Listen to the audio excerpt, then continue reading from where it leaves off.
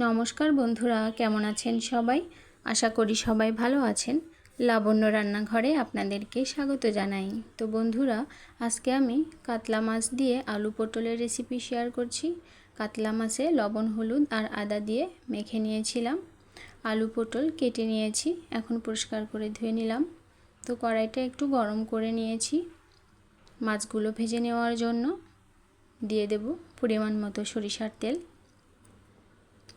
তেলটা একটু গরম করে নিতে হবে।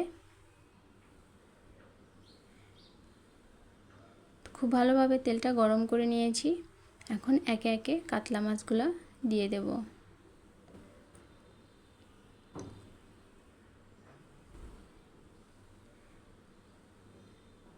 গরমের সময় কাতলা মাছ দিয়ে এরকম আলু পটলের ঝোল করলে খেতে কিন্তু খুব টেস্টি হয় বন্ধুরা।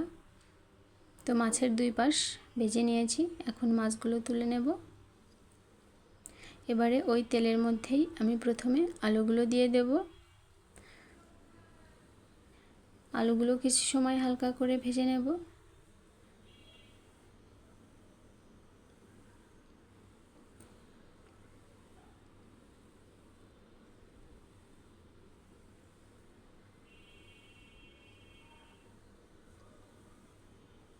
এবারে দিয়ে দেব পটলগুলা।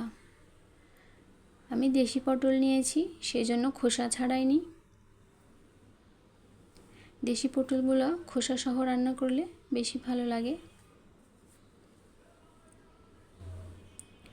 আলু পটল আমি এরকম লম্বা লম্বা করেই কেটে নিয়েছি। তো কিছু সময় ধরে আলু পটলগুলো ভেজে নিয়েছি। এবারে আমি তুলে নেব আলু পটলগুলো।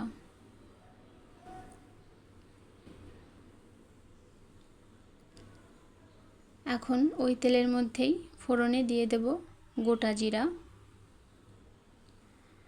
আর টমেটো কুচি দিয়ে দিয়েছি হাফ চা চামচ পরিমাণ আদা বাটা।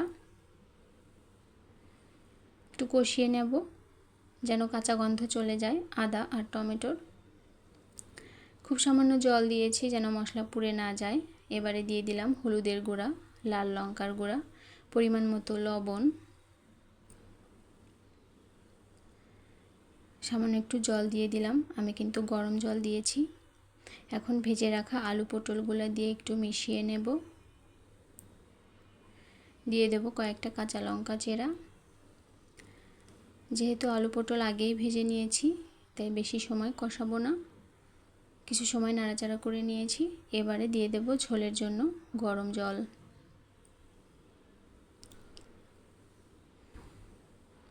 ঝোলটা ফুটে উঠেছে, কিছু সময় জাল করে নিয়েছি।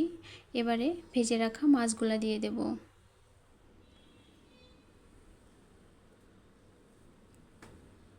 মাছগুলা দিয়ে ঢাকা দিয়ে কিছু সময় রান্না করে নিতে হবে। এই রান্নাটা কিন্তু খেতে খুবই টেস্টি হয় বন্ধুরা। আপনারাও কিন্তু এভাবে তৈরি করে খেয়ে দেখতে পারেন। তো ঢাকনাটা খুলে আমি দিয়ে দেব ভেজে রাখা জিরার গুঁড়া, খুব সামান্য চিনি। আলু পটল কিন্তু খুব ভালোভাবেই সেদ্ধ হয়ে গেছে। তো এখন চুলার আঁচ কমিয়ে দিয়ে 2 মিনিট রান্না করে নেব। রান্নাটা কিন্তু রেডি হয়ে গেছে, এখন আমি নামিয়ে নেব। তো বন্ধুরা, এতক্ষণ পর্যন্ত যদি কেউ আমার ভিডিও দেখে থাকেন, যদি কারো এতটুকুও ভালো লেগে যায়, চাইলে আপনারা আমার চ্যানেলের পাশে থাকতে পারেন। কমেন্টের মাধ্যমে জানাতে পারেন আমার রান্না আপনাদের কেমন লাগে। আজকের মতো এই পর্যন্তই। পরবর্তীতে আবার নতুন কোনো ভিডিও নিয়ে আপনাদের মাঝে আসব। সবাই ভালো থাকবেন, সুস্থ থাকবেন। ধন্যবাদ সবাইকে।